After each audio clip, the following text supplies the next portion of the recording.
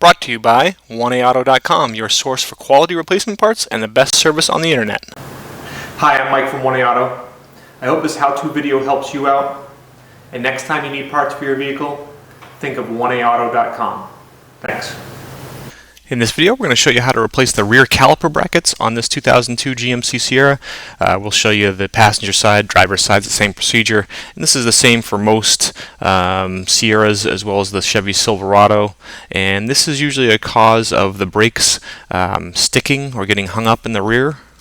You'll need new caliper brackets from 1AAuto.com, jack and jack stands, 22mm socket with a breaker bar or pipe or your lug wrench, T55 Torx driver socket, 18mm socket, a torque wrench, wire brush, brake grease, and a hammer. Okay, start out by taking the wheel cover off, undo the caps, the little plastic caps by hand. Then use either a breaker bar or impact wrench, and if you don't have the benefit of air tools, you'll want to start with the vehicle on the ground, loosen the lug nuts first, then raise and secure the vehicle and remove the lug nuts, wheel and tire. Okay, removing the brake slide bolts is always fun, especially when they're the original ones that are a T55 Torx bit. And what we're doing right now is just using a hammer right on that ear where the slide bolt goes in. We're wrapping it really hard, try and loosen it up a little bit. And now using our T55 Torx bit, a breaker bar, and even a pipe for some extra leverage, you can break those bolts free. Or actually, you just need to break the lower one free. Okay, and after we get it broken free, we'll speed up here now as we just remove it the rest of the way. Okay, and you want to note how it comes out. You can see we can actually use our fingers after a while. That means that the slide bolt is nice and free. If they stick at all or they're difficult to get out, you want to make sure you clean those up really well and then re-lubricate them. Make sure that they go in nice and easy and slide easily. I'm going to use a long screwdriver and wedge it in down here between the caliper bracket and the caliper itself.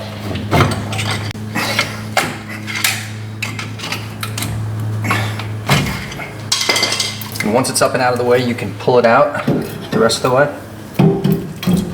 And again, as you take that caliper out, make sure that slide bolt comes out nicely. If it sticks at all, clean it up and re-grease it.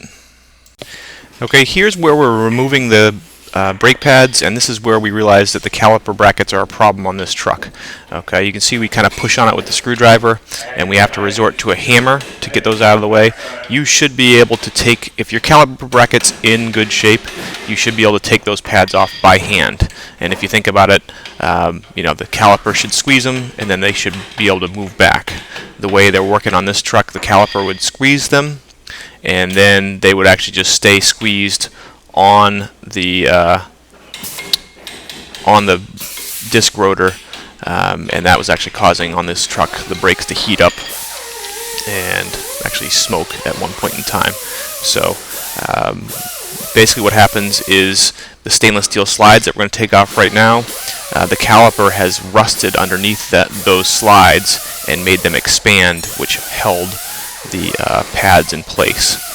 Okay, so this is usually the main cause of brakes sticking on these Sierras and Silverados. Yeah. On the back side of the caliper bracket, there are two 18mm bolts that you need to remove. And here we're going to use an 18mm socket, a breaker bar, and a pipe for some extra leverage. Break those bolts free and then remove them. Okay, and you'll see us work it with a breaker bar for a little while. Then we switch over to just a regular wrench once it gets easier. That top bolt is a little tough to get to with that leaf spring in the way. You can't really get a good ratchet on it. And then we break the lower one free and use our ratchet and socket to remove the bolt the rest of the way. And the caliper bracket comes off. Here's our old caliper bracket and our new one. You can see where the brake pads are going to slide is nice and clean, machined.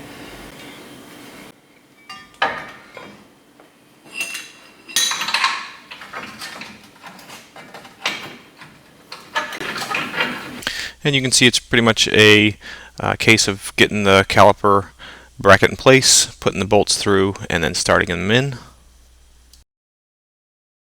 I'm going to torque these to 90 foot-pounds.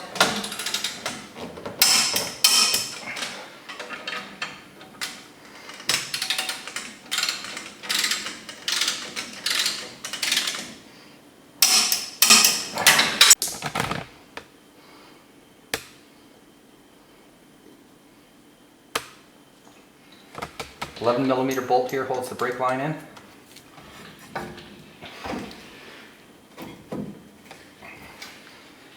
Ain't gonna happen.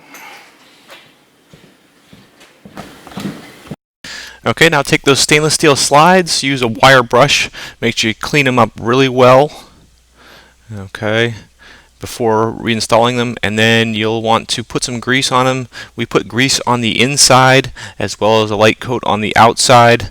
That just helps protect those new caliper brackets from rusting too quickly.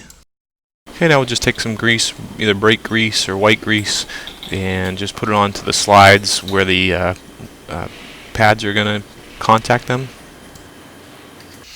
Okay, and we do the same thing with the pads. We just grease the spots where it's going to contact those slides, as well as put some on the back just to prevent them from squeaking, and then put them back into place.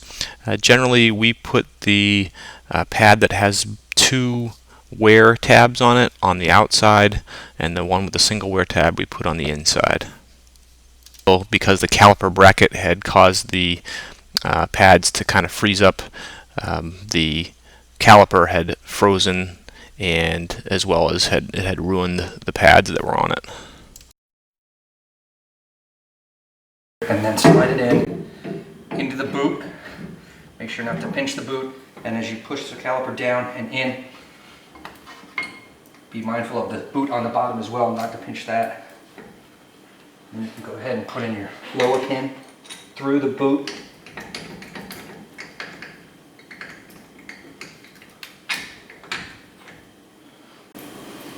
Torquing these to 75 to 80 foot-pounds.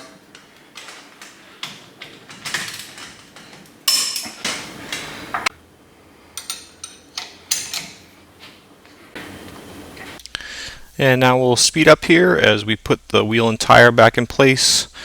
Start the lug nuts on by hand first. Make sure you don't cross-thread any of them. Then use your impact wrench or whatever wrench and just kind of preliminarily tighten them up. Then lower the vehicle on the ground. Tighten those lug nuts up to 110 foot-pounds using a crossing pattern.